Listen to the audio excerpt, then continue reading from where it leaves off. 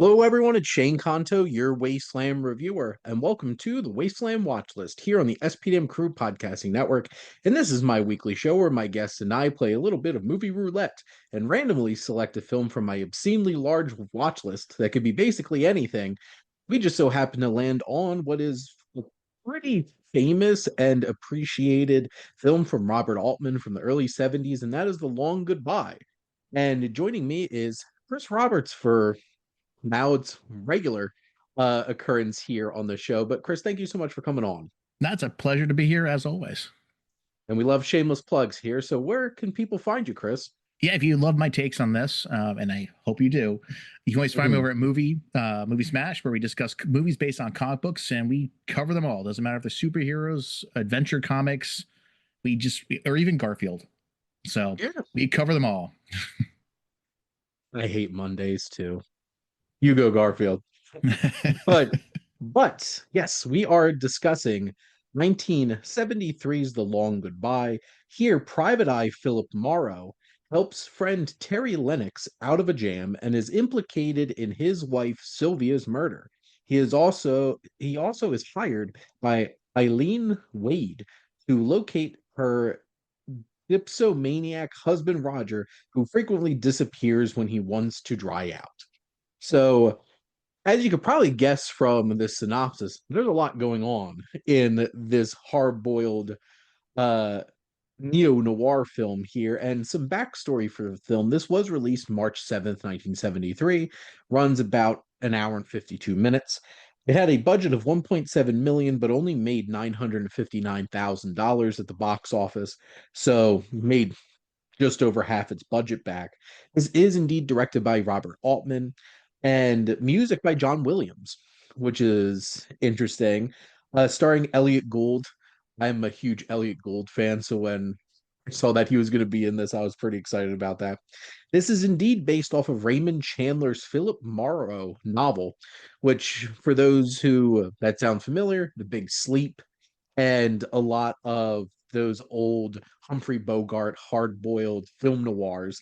This is just, dropped in 1970s California. Uncredited appearance by Arnold Schwarzenegger, Ah, you ruined it for me. I was going to save that for later.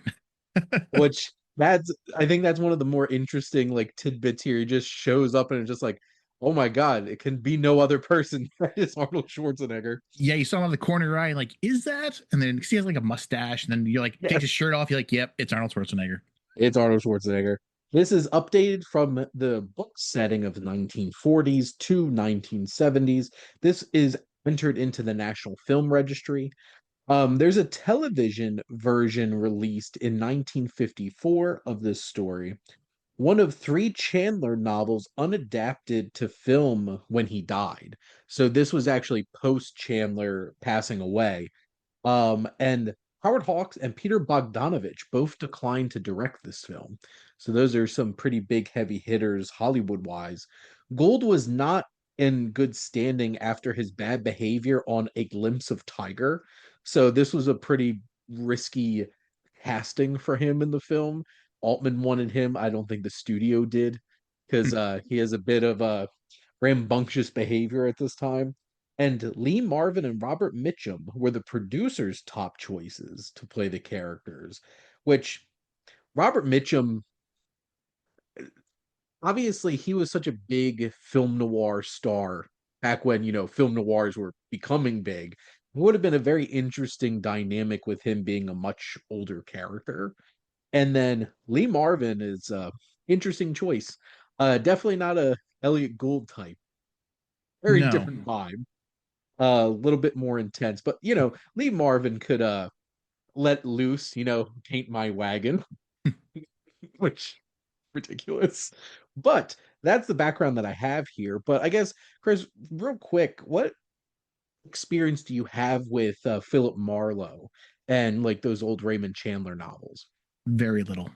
Okay. Like, so that's I say I went in this completely blind. Hmm. All the backstory you have just said, I did not even look at all. Okay. I try to go in. A lot of the movies I try to go into, like even with the comic book movies we do, is that try not Mhm. to bias myself on them if I don't know anything about them, and then go back and do the research to get a sense of like how off am I with my take on things. But yeah, I really wasn't too familiar with it at all. But yeah, Elliott Gould in this, he's a young Harry Eric Elliott Gould. Yeah, indeed. It's like it's so funny because I fell in love with him because of the Ocean's movies because I love Ruben. That character is so great. It's like, wait a minute, Danny, those are Harry Benedict's casinos. Him and just like his hairy belly sticking out in his bathroom next to his pool and everything. So obviously he was in the MASH film as well. And it's funny because my wife knew him because he's um Monica and Ross's dad in Friends. Yep. So obviously a lot of people watched Friends knew who Elliott Gould was from that Well, for sure. well, I was talking to my wife about this, and I was like, "Oh, it's an Elliott Gould movie," and she's like, "Why do I know that name?" And I was like, "Well, he's literally been in everything. I'm just go Yep. look his IMDb up. It's 160 plus movies. Yep. He has had a long, stable career. He's not always like the top billing, but he has Yep. been around a very long time and has never stopped." Actually, I think this is the first movie that I watched where he was the lead. Like even in MASH, it's a duo act. Yeah. Um and playing off each other, but this film's really like resting on his shoulders. And I'm a big fan of the Coen brothers, and they're big fans of Raymond Chandler. The Big Lebowski is basically like this movie except lampooned. You, Um you know, now you said, yeah, this is the Big Lebowski, just yeah, you know, a hippie detective in the and from California. Yep. So like it's so funny because I could see the surface level like connections and stuff of the Big Lebowski to like the 40s Raymond Chandler adaptations. Then I watched this movie, I'm like, this has to be what the Coen brothers had in mind when they were making the Big Lebowski and what they're channeling here. And like stuff like Inherent Vice from Paul Thomas Anderson, like a lot of those newer LA contemporary noir films, or at least like the 70s on, definitely had a lot of vibes from this film. And it's interesting because I guess, Chris, do you have a whole lot of experience with Robert Altman's films? I've seen a couple of them. They're not coming to mind, but yes. Like when you said, "Oh, the Robert Altman version," I was like, "Oh, I know Robert," Yeah. as if we're on a first name basis. Because like obviously Nashville is probably like his most well-known film. I actually the first film I watched of his was Gosford Park because Oh, okay. quick aside, when I was big on those mail-in book and movie clubs back when I was like a preteen into being a teenager. Mm-hmm. And DVDs had just come out, and I was doing those DVD clubs through the mail where you had to like find the movie's number, put them on the little card, Yep. and like mail them in.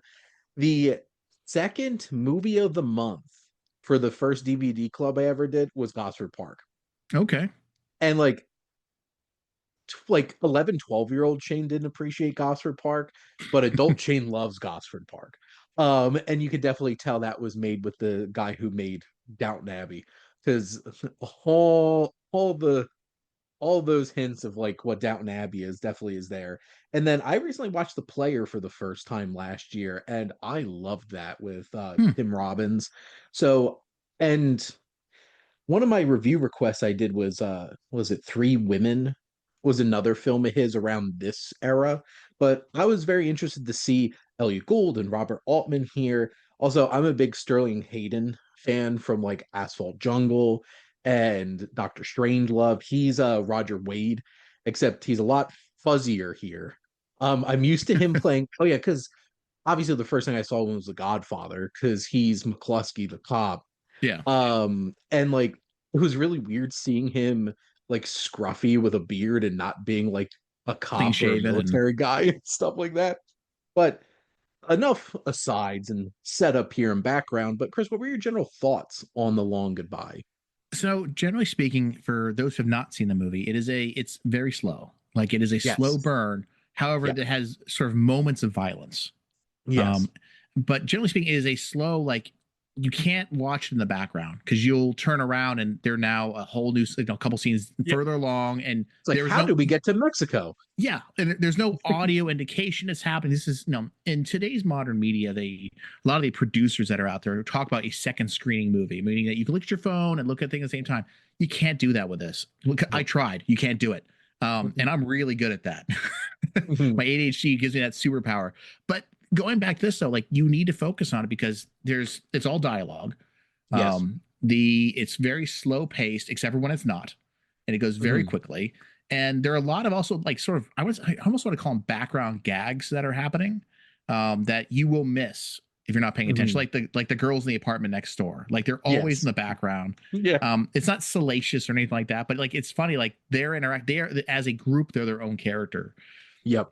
Though I do have to say, I wrote down as a note after the first 15 minutes that the best actor in this movie is probably going to end up being that cat because that cat, for those who haven't seen it yet, the detective, Elliott Gould, he has a cat, and the Mhm. cat, which is sort of the instigator of this whole adventure he's on. The cat is hungry, wants food, and he's all out of the curry brand food. So he goes to Yeah. the 24-hour, convenience shop. They're out of the curry food, so he buys the generic food and comes back and takes the generic food and puts it into the curry can. And I'm like Mhm. watching him do this. I'm like, what are you doing? Like, I don't understand. It's like he's shoving in there. I'm like, is this the way you're going to prepare it? Like, what is? And he pulls it out, puts it on the tray for the cat, and the cat comes in, and he's pretending like he's opening the can from the curry, Mhm. one for the cat. He's going through this whole like this act, so the cat believes it's the curry, and the cat smells it, doesn't take a bite, like, and just walks away. And I'm like, what? Who trained this animal? This animal's amazing that he knew not to eat that food. So funny as a owner of three cats. This is like this is peak cat owner in a movie kind of behavior because you're gonna try to outsmart that cat, and the cat's gonna have none of it. Yeah. Like what has to do with food, you're not tricking that cat. That cat might get something over on you because they're wily and but no, it was that was very relatable. I'm just like, wow, this guy just loves his cat, but is so done with his cat, which I feel like is the vibe with most cat owners. Yeah. Now, I'm not a cat owner. I'm a dog owner, but Yeah, and I do like the fact that the cat then it leads to like a cardboard door. yeah. It's written in Spanish, and then Mhm. for the rest of the movie, like he keeps coming up and like he mentions the cat, but we never really see the cat again. And at the very end of the movie, he realizes the cat has left him. Um, as many things in his life seem to happen. This is like Philip Marlowe's having a rough go. Um, and that was a very important point that you brought up about yes, in today's like viewing culture, this is not made for modern audiences No, to not at be able all. to multitask because there's so many little details and there's so much subtlety in just how it's moving along. It's some I don't know if dreamlike's the right way, but there's just like there's a misty kind of feel to like if this were in the 40s, there'd be a bunch of cigarette smoke and like urban setting, but like it still captures that like noirish feel really well, except you're in California. And there's like a bunch of attractive young women across the way just doing shenanigans and the beach. So Yep. it still has that kind of vibe. And there is something that I've noticed in some of Robert Altman's films that do have this kind of atmosphere about it. And obviously this has been something channeled in a lot of different types of films like that. It's like that uh hazy kind of like stoner crime thriller type feel, despite the fact that like this really isn't like nobody's like smoking marijuana throughout the whole entire film. But this it just kept reminding me so much of The Big Lebowski and Inherent Vice. I'm just like, somebody's a big Robert Altman fan in terms of like channeling these kinds of energies. Elliot Gould is extremely charismatic and so grumpy. Like he's just like going through life. He's down on his luck. He has that you have that one friend who shows up and gets you in a bunch of shenanigans and you regret it because you probably shouldn't have trusted them. Except this is to like the nth degree. Because where the story goes is kind of wild. Yeah, and the couple things of that too is that he, as a character, we aren't told his backstory. We aren't told who he is, but we were given hints as to sort of his role in this world because Yep. there's a scene where he's arrested and he doesn't necessarily know them, but they know who Mhm. he is. And Yep. he's a private eye. And then when he gets in the prison, or sorry, the jail, it's not a prison. Yeah. The some of the prisoners know who he is, right? Yep. They're like, hey, well, how's your sister doing? Like, and Yeah. and he knows the procedure, which is why he doesn't care. He's very Yep. aloof. He's like, this is not bothering me. He starts putting the ink from the fingerprinting on his face, which Yep. is that blackface? I don't know, but he does it anyway. He has fun with it. And he's like, I don't care that you're interrogating me. Like, you're the worst. And he is the worst interrogator, by the way, that cop. Like, it is terrible. But it just sort of plots along. Like, it's kind of like a series of events are occurring, and these characters are just there for the ride. They're not necessarily causing these events to occur, because like Elliott's in his home, and his friend comes over and says, I need to a ride to Tijuana. Okay, I gave you a ride to Tijuana. Great. Comes back. Yeah. Cops come in and say, we're taking to jail and going to interrogate you because we sort of set up the scenario where you bumped into me and I can say it was assault. Yeah. And he's stuck in jail for 3 days, and nobody tells him why he's in jail. Right. No. And then he gets a case where he's going to be paid $50 a day. And for people who don't know what inflation means, a sandwich was sold in the movie for 25 cents. So $50 a day, not too bad. Yep. And this woman, it just happens to be the person who is married to this other sort of crazy guy. And she wants to investigate him. They go investigate. I'm not trying to get away with the ending just yet. And then this leads to him, investigating this guy who ends up being connected to his first case. And it's just all sort of like a lot of coincidences that occur. And one takeaway I did have from this, and maybe it's just a bad take on it, but it really did feel that, that old hypothetical of like Indiana Jones didn't have to be there in that movie for those events to occur. Elliott Gould didn't have to be in that movie. All those events would have still. I enjoyed it, and don't get me wrong, I enjoyed his take, I enjoyed his character, and I enjoyed the ride he took us on. But I think those same events probably would have occurred, except for the very, very ending. Except for the very, very end, and that's a very important distinction of like. There's so many films like and keep going back to the Big Lebowski. It's the same exact like. What's the dude even doing here? Yeah, and it just. This film has that very episodic of like, on to the next thing, on to the next shenanigans. And like, there's always something. Like, he takes his trip to Tijuana, just wants to get home. Finally home, cops are there, like, they're coming with us. It's just like, why? And the more he gets involved in this, the more people he gets involved with, and the more they're all connected. And it's just like, it's by that point, it's just like that, like really concentrating a woman meme where like all the math stuff starts going on. We're like, how's this all coming together? And then he turns into like the Charlie Day meme where he's like freaking out with all like the pins the red and the lines. post-its and because like after a while, Philip Marlowe knows what he's doing on some level because he starts to realize there's something afoot here, and this is all connected. And he's not 100% correct, but he's certainly correct that there's some shenanigans going on, because it's like his friend's wife is murdered. What happened to his friend? And then you have this Wade family, this couple, and like how are they connected to the Lennoxes? And then you have this Augustine guy who's some kind of criminal boss that just wants his money back. And then you have this strange doctor who Henry Gibson popping up in this was so interesting, since he's like one of the big pieces of Nashville. So obviously would go on to work with Robert Altman again, and he's such a interesting character actor. He's so small, and he has this very distinct like vibe to him. And I've known him since like watching the Blues Brothers and the Burbs when I was a kid. Yeah, and like he's just this strange character that comes in and out. That's the thing. This movie is so full of these in and out characters that you almost forget about them. And then you realize, oh, wait, somebody still owes this person money. And then they swoop back in there. Well, I think that brings up a very good point, too, is that there are so many characters that they feel like they're going to have bigger parts, but they don't. Such as when he gets picked up he's at the police station, he's being released 3 days later, and that guy picks him up and says, like, I figured you would need a ride because they always worry about getting you here, but they never worry about getting you home. And he tells him, like, I've got 3 days of newspapers for you to read, right? And I'm thinking, oh, this is going to be his partner. This is going to be the guy that's going to help facilitate this call to adventure. And we never see him again. Yep.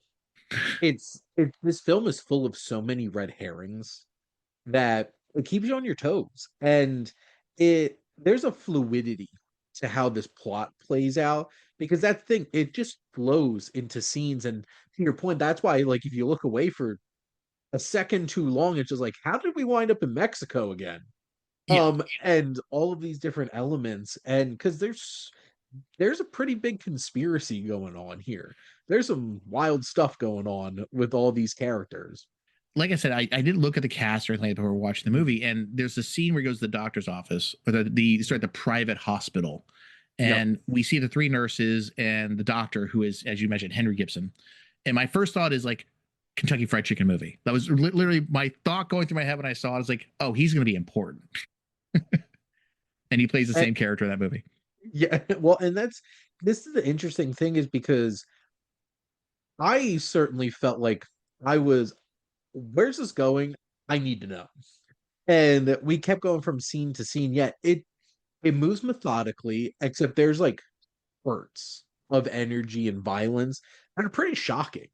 And this film doesn't pull punches and go into some dark places unexpectedly. And where you think this like Elliott Gould's kind of like grumpy but funny, and you're thinking, oh, maybe this will be like a fun kind of kid. Where it's like, no, this is some heavy stuff. Yeah, like do you And see who's the I want to call him mob boss? What was his name again? Augustine. Augustine. Yeah, like there's a scene where he's trying to threaten. He's a little. You can tell he's a little off his rocker. And he's Yes. trying to threaten our main character and giving him his money, which of course he doesn't know he's looking for the money. He never tells him he wants his money until the very end of it. Like Yeah. talk about miscommunication. And he, I just spoil a little bit. He takes the bottle and smashes it on his girlfriend's face and sends her to the hospital to prove how much he's willing to hurt our main character, because he's like, I'm willing to hurt something I find beautiful. You're Mhm. not beautiful. Just think what I'll do to you when you don't give me my money back. And of course, we at this point they were like, oh, there's money involved. Like we had no idea up to this point. Well, and that's the interesting thing is because a lot of this Marlowe's on his heels Yes. because like he doesn't know what's going on, and in many ways he's being played by some of these characters, and some of the characters unexpectedly are playing him that you might not suspect that are playing him, and that's what makes this film so intriguing. And it's the experience of watching Marlowe piece things together that's so interesting. And this this is interesting because it takes a very personal turn. Because like I've seen like other Philip Marlowe, because like I've watched The Big Sleep. Yeah. I even Liam Neeson actually played Philip Marlowe in a new adaptation that came out last year. Very under the radar, and I don't think a whole lot of people saw it. But like this is a very personal story for this character because like it's involving his friend, and then it becomes even more increasingly personal and also messy, and mm, not everybody makes it out of the story okay. No, like And yeah. so you're saying it's like personally. I've got a question for you. I want your take on this. Now, do you mind if Yeah. I spoil a little bit? Well, I think we're at the point where we could dive in a little bit to Okay. this 53-year-old movie. Okay, good. I just want to make sure that those who are thinking about seeing it this weekend at their local multiplex, I'm not ruining it for you. So there, he gets hired by who we find out is the mistress of his friend. Yes. Um, my question is, why did she even hire him? Like, I was trying to figure out the impetus of like, why was she like, because they were in the clear at this point. She could have literally ran off to Tijuana, or gotten her husband killed, or done something else. Like, because her husband actually committed suicide. But if she had just like not involved him at all, they were in the clear. I I don't know if it was Or like maybe I was just looking at my phone at that moment. well, no, this might be some 4D chess of like her trying to there's somebody else she needed to get out of the way too, which was, her husband. And Marlowe and him getting involved in this whole situation. And as it turns out, like Sterling Hayden's character, who's extremely volatile and dangerous, winds up like drowning himself. just walks out into the ocean, A Star Is Born style. I was thinking the same thing. Like our last episode. And like We shouldn't be having a theme. We can only do movies where a character walks out into the ocean and kills himself. Yep. And I feel like they felt the need to try to set him up with something and to divert. And like, was that 100% necessary? As you pointed out, like they all believed that Lennox killed himself and he's gone. Like, and obviously he covered his tracks in Mexico until, you know, somebody else comes paying $5,000 bills to try to get information. And it's one of those types of things where it's like, they probably could have got away with this. They probably could have gotten away with this if they didn't involve him in the first place. And I think there's a sense of arrogance. So getting to the last scene, it's very clear that Lennox doesn't think highly of Marlowe. And this is all thinking like, oh, I'll get this idiot to fall for this whole entire charade and stuff like that. Yeah. Which he personally well, like Marlowe didn't 100% get what was going on, but he got enough along to, you know, get to this point. Well, I think it's more that he saw his friend as a tool, as a way to facilitate his end goal. His end goal was he wanted to escape with enough money to be with his mistress and live a nice, happy life in Tijuana. That's what he wanted. And he knew he's going to burn every bridge he had to get there. So Marlowe was just another bridge, another casualty along the way. That he didn't really, it's not that, oh, I think so little of him. It's more like, who can I call at 2:00 in the morning who will drive me to Tijuana, no questions asked? Yep. Philip Marlowe. And I guess Marlowe was a smokescreen for Augustine, because who did Augustine go to get the money? Yeah. Augustine didn't ask too many questions about what happened to Lennox. Well, because he thought he was dead. So remember, so he thought like, oh, this friend helped him get there. He must be in on the money. So I see his connection. I understand why he went after him. Well, maybe that's why they got him involved, was to deflect. Well, I guess that doesn't explain why she specifically hired him. Exactly. Like she could have hired anybody else to make her husband go insane. Well, if any of you listening in the comments want to point out if we missed a little detail here somewhere, but like it feels like it's one of those types of things where you shouldn't have gotten this person involved, and it comes back to bite you. Exactly. Because as we find out, Marlowe's not the kind of person that's just going to let this lie. And he has a reputation that he doesn't do that. Like we learn that he is a guy who once he's a dog with a bone. Yep. He just keeps going. He kind of lackadaisical goes with it. He kind of goes at a leisurely pace, but he'll get there. Well, and he certainly got there at the end, because Lennox paid for, you know, screwing with the wrong guy. He did. And that was a pretty like, oh, whoa, Marlowe went there. And I think this is where this all comes back full circle of like that noir feel that Philip Marlowe is not a hero. This man is a morally flexible individual who, for the right amount of money, could be on your side, but you don't want to cross somebody like this. And I think Elliott Gould embodied, because it became so personal to him. And yeah, he wanted some payback for all of the stuff that he had to go throughout this film. And I felt like Altman built that tension up to that moment. And damn. Well, because let's be honest, there was no one else he could exact that revenge upon, because he wanted to go after Ellen Wade, but she fled the country. We don't know where we know where she ended up going, but at the time we had no idea where. She sold her house and like pulled up her roots and was gone in 24 hours. And then and also he could go after the mob boss. That would be just suicidal. 100%, because like Arnold Schwarzenegger would pop your head. Yeah, Arnold Schwarzenegger will pull out his Mr. Freeze gun and just kill you. But we don't know where he's going to go.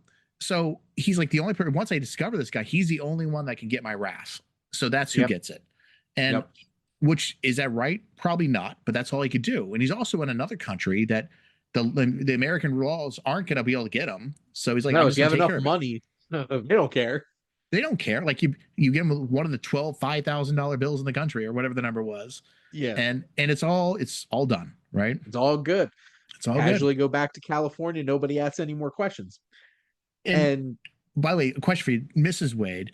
Does she own any piece of clothing other than a nightshirt? Because I swear every scene she's in, no matter what time of day it is, she's wearing like one of those like long lacy nightshirts. She's a free-spirited rich lady who can do whatever the hell she wants. And also It was Roger, very like 70s California vibe. I'm just like, this woman is free and loose and not worrying about it. She's obviously she's the femme fatale of the film in that noir model, but like 70s California version. She's not in like this like red or black dress or anything. I was like, no, this is like cool. I'm just like casually going around in these scantily night dresses. yeah, exactly. Now her husband Roger Wade, in his moments of clarity and in his not his moments of violence, I actually was starting to like him a little bit. I was like, oh, he's gonna like because he saves him from the sanitarium. And Yep. he has a little outrage at his wife, who we later learn was working to get him to go crazy, Well, right? yeah. At the end of the day, he had some reasons to be mad. Yeah, he did. So like when they're sitting on the beach having a drink, like I actually started liking his character a little bit. Mhm. Like I like the when he goes like I know faces, right? I know men's faces, and he's like because with a face like this you got to, right? Yeah. Like that conversation, I was enjoying the conversation. He was laid back. He was talking about when people come over to have a drink and they always want something very specific. I'm like, oh, this guy's got some deep thoughts. Let's hear him out. And then yeah, he is crazy as well, and he ends up killing himself. But Well, and it's the challenging thing because there's those things that take him away from that clarity yes, that makes him a complicated character. And Sterling Hayden is a actor that I feel like doesn't get enough credit for like he makes some really interesting characters. And it was very interesting seeing him in this because he's the lead in the Asphalt Jungle, which is a very famous noir film, but it's much more traditional. Like, yeah, here's a heist crew and he's the muscle. Because he looks like he would be that kind of character. And here he's like this like artsy, bearded, kind of little kooky kind of character. And like he was having some fun with him, and I yeah, appreciated that. Him and Elliott Gould together, there's some energy in those scenes together, and it's really interesting watching them together. yeah. And he's what 6'4", 220 pounds. You can't miss Yep. him, as Yeah. you were told. Being a guy who's 6'3", yeah, I understand that. Yeah. And but sitting him like I was like trying to ponder at that moment, like once we find the big reveal that she's behind it all and his friends behind it all, like did she work to get him put into that sanitarium? Because that doctor was very ambitious to get him to stay Yes. there. So like I my thought was like maybe he was completely sober, maybe he was completely fine, and she got him to go into the hospital, and maybe this guy did something to him while we were in it. We don't know that. And so I was like, maybe that's the plot of how she was trying to get rid of him, and she just needs someone to like pull him out to get him to hurt himself, essentially. Well, and I feel like the best explanation I can get to why she gets involved with Marlowe is the husband character and trying to push some kind of buttons and stuff like that because it worked It did. at the end of the day. Like, Like, and she didn't do the whole traditional like, oh, make him believe we're having an affair or something. No, it's just like they started bonding, and I mean, he had a beach party. yeah. He was serving hot dogs. I Mhm. mean, you can't go wrong. I also I was wondering like, what did he do before this as a job? Because he's pretty wealthy. Yeah. Which I, I don't know if they mentioned it or not. Not I that it's thought important to he the was plot. I thought he was some kind of writer or something, but I'm not Oh, he wrote that book. He did write a yeah, book that what was the title of the book? trying to remember It was here. like I'm three pulling up. words. Because that's right. He was his picture was on the jacket sleeve of it, and that's what he was Yeah, showing around saying, "Have you seen this guy?" yeah. Roger Wade, a macho, alcoholic, and self-destructive novelist. There you go. As they are. So, so like she's happy with his book money. Not happy with him getting some on the side here and wants to get out of here. So there's a lot of pulling strings here and a lot of like willy-nilly with people's safety Yeah. and stuff like that. There's so much like twisted manipulation of human beings in this movie. And this is it's so interesting seeing I love when you take a genre and inject it into a different kind of structure because, you know, there's you could watch a handful of noir films, like classic noir films, and get that vibe. And this is such an interesting feel having all this sense of danger, this darkness, these morally ambiguous characters, but dropped in like this cool, it's 70s California kind of vibe. And what Altman does with this is so interesting in terms of not blunting those dark themes and elements and stuff like that, but also like this is like a sunburnt kind of crime story that we're doing here. It's sunny, it's California, it's this weird vibe, and why like Philip Marlowe is not like, yeah, see, he's more like, I can't deal with this. He just like, I don't have the energy to deal with this, and it's an interesting twist on some of these things. But I really appreciated this film a lot, and twists and turns and some really shocking moments for It sure. does. What you just said there about his character, about he's sort of, I'm done. I think he was done like last week Yeah. before this movie started. Yes. Like he's like when he's arrested by the cops, he's like, oh, come on, like, can you make my day any worse? And not because of like it's bad. It's like the inconvenience of it all. Well, and that I think that's sold perfectly with the first thing that you brought up with the cat food. Yeah, you can tell how like he's like, I am not going to another place to find this food for this cat. Cat's gonna deal with it, and then the cat's like, the hell I ain't. Yeah, Walks it out of here. And it's interesting watching a film with a protagonist at the end of their rope already. We don't see them get to the end of the rope. They're on the end of the rope to start the movie, and then completely pushed over the edge by the end. Yeah, the movie, like I always like to look at what is the hero arc, what is the character arc he's trying to go on, and like what is the lesson they learn as the traditional like hero's journey. And I don't think there is a lesson he learned. He's just so tired by the end. It's like that kind of thing, like when you get home from work and you throw your stuff, like you're supposed to put your shoes on the shelf by the door, put your keys on the hook, put your jacket in the. No, he just throws the stuff in the corner and he walks off. Like that's how tired this man is. And what I'm in my analogy in that, his best friend is the jacket, where he's just throwing him in the corner. He's done with him.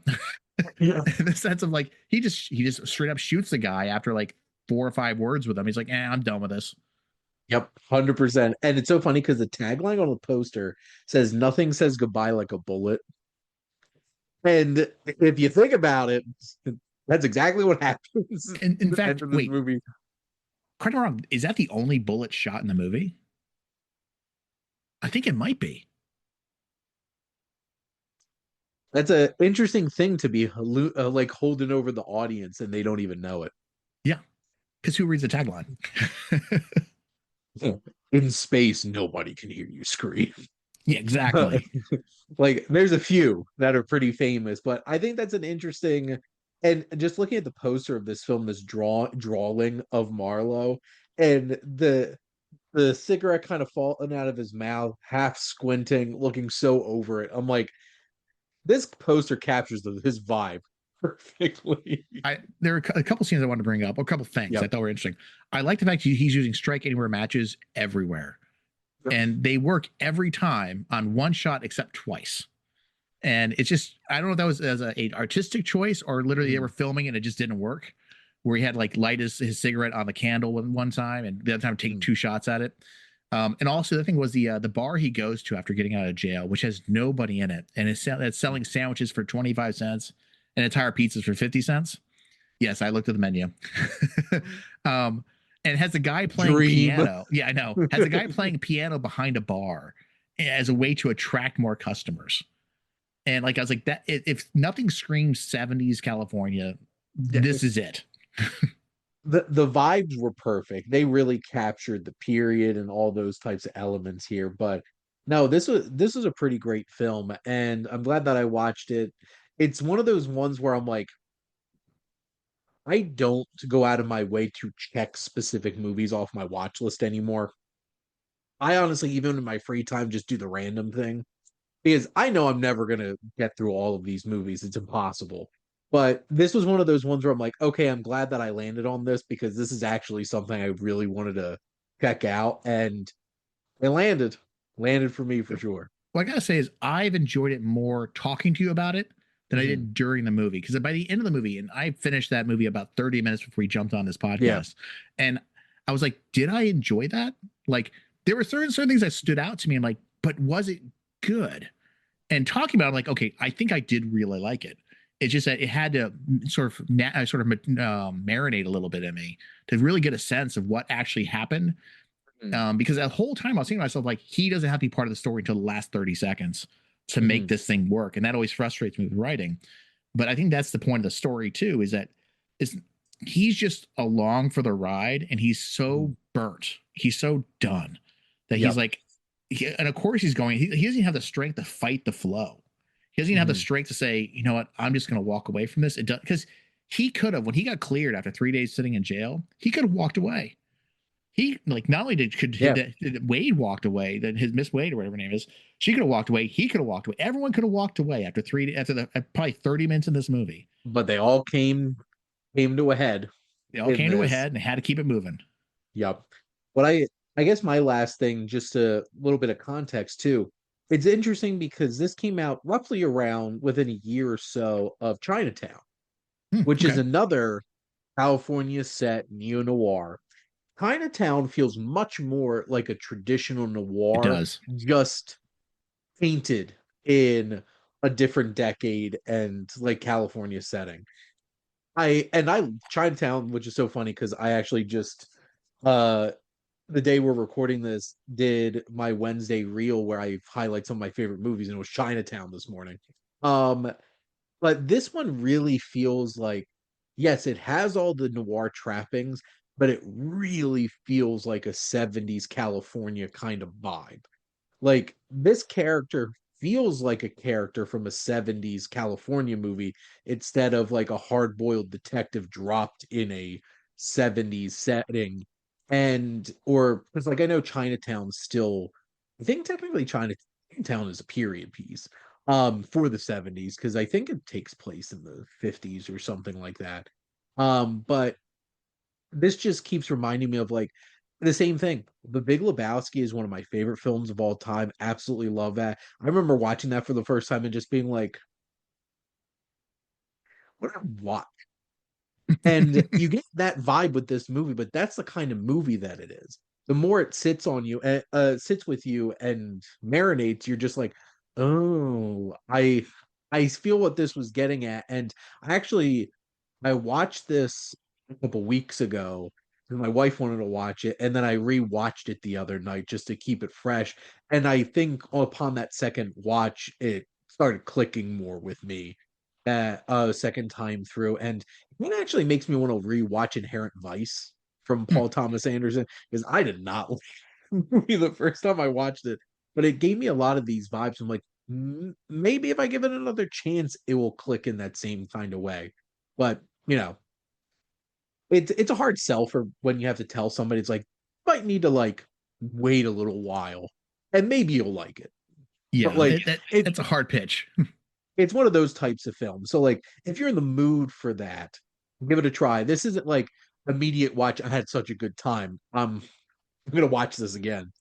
But I guess Chris, do you have any other final thoughts that you wanted to throw out? Just to follow up with what you just said, like, it's been, looking at the clock now, just about an hour and 15 minutes since I finished this movie, and I'm Yeah. just coming around to it. So for this movie, it's, how do I put this? Like, have a cup of coffee before you start watching. This is not a I'm gonna have a beer and watch it and relax, Mm. because you got to pay attention. Yes. It's a little bit of work, right? Mhm. Is it worth the journey? I'd say have somebody you want to talk to about it afterwards to actually sort of understand what you did and did not like about it. Because Mhm. there are points you have brought up in our conversation today where I was like, oh, I missed that. And Yep. I did put the phone down. I promise I did. I put my full attention to this movie. Well, it's a dense screenplay too, because there's so many details that go throughout this film because there's so many characters, there's so many fluidly flowing scenes and different elements. So it is one of those types of films that with the investment can be very rewarding. Exactly. And so if those are the types of things that you enjoy, if like if you I say that and you're just like, ew, this probably isn't a film for you. But like if you're like, I'm a little intrigued, we'll give it a try. Give it a try. But Chris, thank you so much for coming on and chatting about the uh Long Goodbye. No, my pleasure. If you want to listen to me talk about another noir film that involves the occult, we recently covered Constantine City of Demons, which is an animated movie about Constantine, but it is a noir type style movie, but it involves the occult and demons and devils and lots of blood. And don't watch it with the kids. Yep. Constantine generally not a character that you probably want to dive into with the kids in the room. Still waiting on Keanu, and if DC is going to be making that Constantine too, we'll have to see. We'll have to see. We had Uh, the whole debate on that episode. I'll make sure to be listening in on that though then. But thank all of you for listening. Make sure to like, comment, and share on this episode. What's your favorite non-traditional neo-noir type film? Because this definitely scratches that particular itch. Make sure to follow or subscribe wherever you listen to your podcast. The SPDM Crew Podcasting Network is ever expanding. We have so many great shows, all different types of interests, especially if you love movies. There's plenty of those. And if you want to join the crew as a guest on a show like this, the Wasteland Watchlist or any of the others, or you have an idea and you want a place to let it grow, make sure to reach out to us on our website. And if you like our logo, check out HiFlyer Creative for all your digital marketing needs. But most importantly, thank you as always for tuning in and supporting the Wasteland Watchlist here on the SPDM Crew Podcasting Network.